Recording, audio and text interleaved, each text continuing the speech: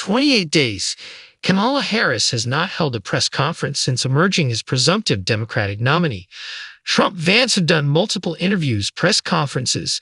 Vice President Kamala Harris has gone 28 days without holding a formal press conference or sit-down interview since becoming the presumptive Democratic presidential nominee. While she has been busy on the campaign trail, spoken at various events, and given informal remarks to reporters at various points since effectively replacing President Biden on the ticket last month, she hasn't done a formal press conference or wide-ranging interview in the 4 weeks that have followed. Former President Trump held his second press conference in a week on Thursday at Bedminster, and since August 6, he's answered 81 questions in pressers and interviews, including a 2-hour session with supporter Elon Musk this week. In that same period, Harris has done brief gaggles as well as off-the-record sessions with traveling reporters, but she still hasn't done anything formal with the press. She's even turned down TMZ, which published a gushing piece about her moment this week for a cover story, and running mate Tim Walz shot down a formal interview request from the New York Times about his response to the George Floyd riots in Minnesota. The left-leaning Washington Post editorial board challenged Harris over dodging the media on Sunday, saying of her opponent, "At least he has taken questions." The Post said she should account for her numerous policy shifts, including on fracking, border security, and private health insurance. CNN's John Berman pressed Harris spokeswoman Adrienne Elrod on the issue on Tuesday, saying the candidate clearly had time to do an interview if Harris was so inclined. That same day, Senator Eric Schmidt, RMO, told Berman that Harris couldn't face difficult questions because she had an indefensible record.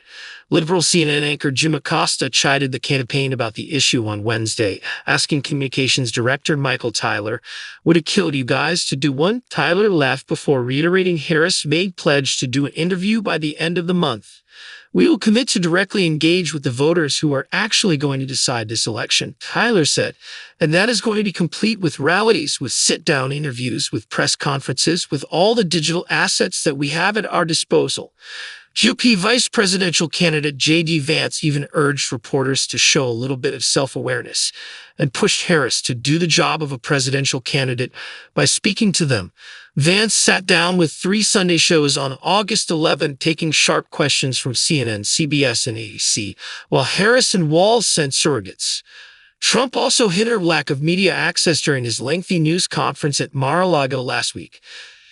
"She doesn't know how to do a news conference. She's not smart enough to do a news conference," he said. For all the talk among progressives about the importance of the media in the Trump era, some in Harris' orbit are defiant about her not speaking to reporters.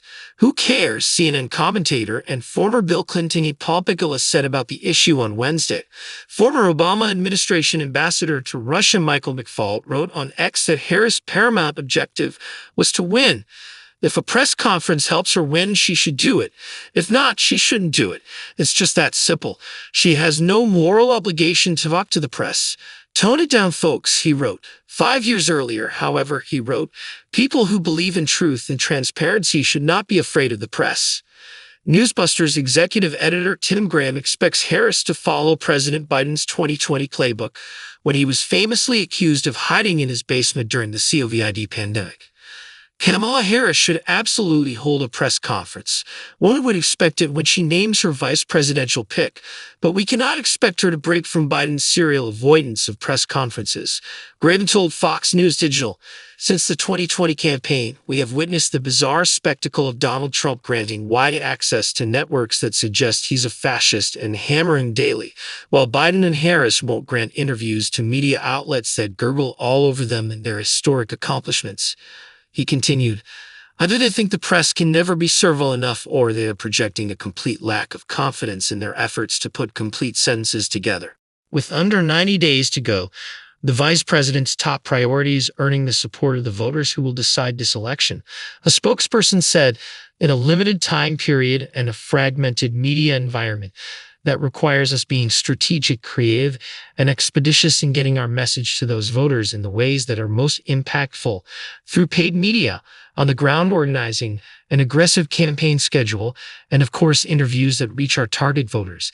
It's a far cry from Trump's losing, ineffective strategy of rage posting, accosting reporters, and insulting the voters he'll need to win.